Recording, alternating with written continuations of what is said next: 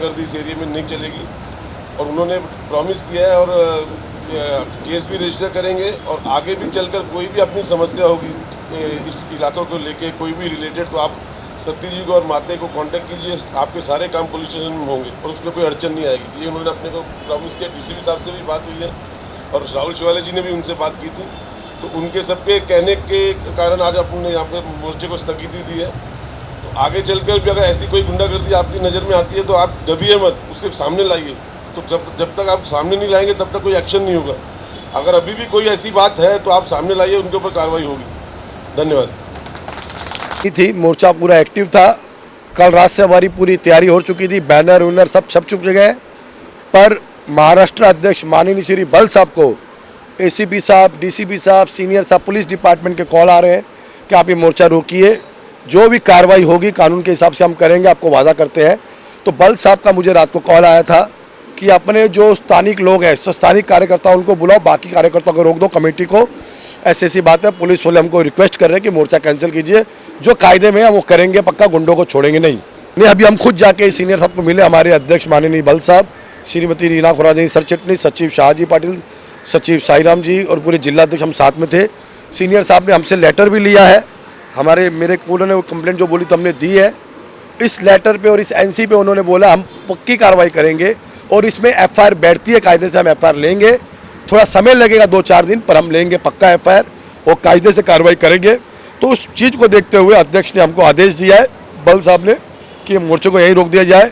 तो हमारे जो भी मेरी बहनें, मेरे भाई सब आए थे, कार्यकर्ता, पूरी कमेटी 400 से 500 कार्यकर्ता हमारे, उनका भोजन का इंतजाम यहाँ सब किया गया था।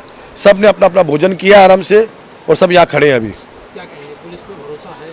हाँ जी, हमको पुलिस पे पहले से ही भरोसा है। मुंबई पुलिस जो काम करती है वो अलग है, लोगों के लिए हित में, लोगों के भरोसे के लिए करती है। हमने पुलिस पे कभी उंगली नहीं उठाई। ये जो सिस्टम चल रहा है, गुंडागर्दी चल रही है, उसके खिलाफ खड़े हैं और हमें पुलिस पे पूरा भरोसा है। पुलिस कायदे से कार्रवाई करेगी और गुंडों को सबक मिलेगा और ये गुंडागर्दी यहाँ बंद होगी।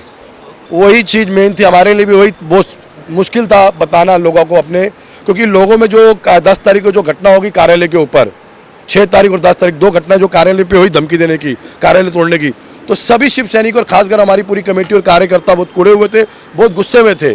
तो बल साहब खुद इधर आए अब, और बल साहब ने कार्यकर्ताओं को और कमेटी को रिक्वेस्ट की कि हमें पूरा भरोसा है।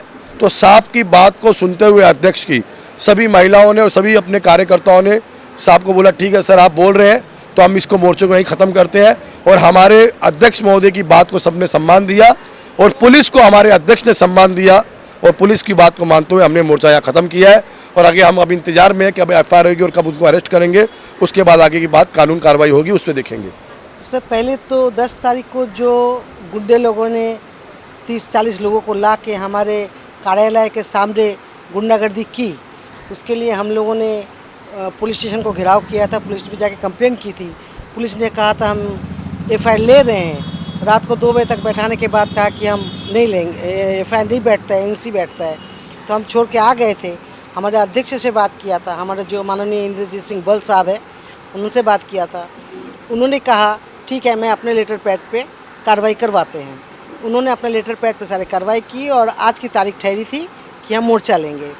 बट जैसे हमने सारी महिला, जितने हमारे कार्यकर्ता हैं, पुरुष महिला, सभी को एकत्रित करके हम मोर्चा लेने वाले थे।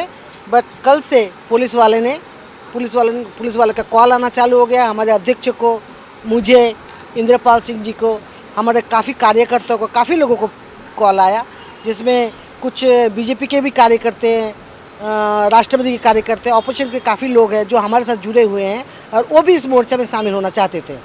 बट सभी को कॉल आया, हम लोगों को पुलिस स्टेशन में बुला के लिया गया। हमें बीजेपी के अरविंद दास को, इंद्रपाल सिंह को, बलपा जी को, पर बलपा जी किसी कारणवश कल नहीं आ पाए। तो वहाँ जाने के बाद डीसीपी से बात हुई, एक बार नहीं 3-4 बार हम गए, 3-4 बार हमसे बात हुई सीनियर साहब की। उसके बाद बल साहब से भी बात हुई फ़ोन पे। फिर आज का तारीख दिया था, उन्होंने कहा कि आप मोर्चा कैंसिल कीजिए।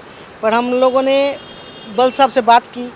बल साहब आने के बाद, बल साहब ने बात करने के बाद बल साहब ने ये कहा कि मोर्चा कैंसिल नहीं हो सकती, स्थगित हो सकती है। तो हम लोग ने फ़िलहाल स्थगित किया हुआ है, कैंसिल नहीं किया है। अगर उस गुंडे पे उन्होंने आश्वासन दिया पुलिस वालों ने कि हम कुछ ही दिनों में, हमारे डीसीपी साहब जो है बीमार है, वो बीमार 2-4 दिन में जैसे भी ड्यूटी ज्वाइन करते हैं हम उन पे कार्रवाई करेंगे।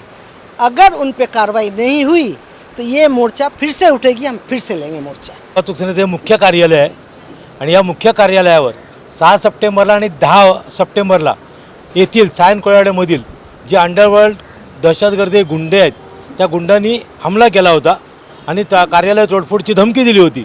त्या संदर्भात आम्ही पोलीस स्टेशनकडे दाद मागायला गेलो होतो, पण आम्हाला तेव्हा दाद मिळाली नाही आणि ह्याचा आक्रोश म्हणून आज धडक मोर्चा घेतलेला होता।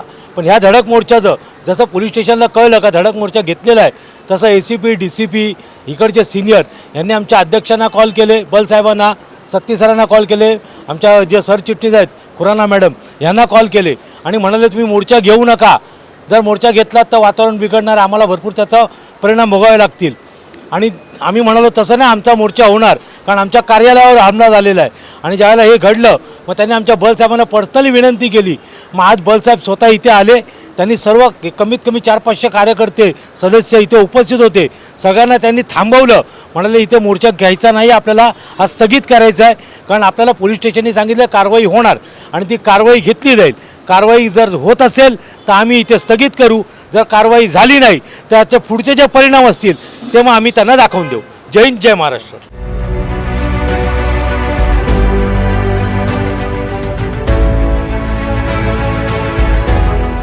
CEN न्यूज, देश प्रदेश की ताजा तरीन खबरों के लिए CEN न्यूज को सब्सक्राइब करें और रहें पल पल की खबर से हर पल बाखबर।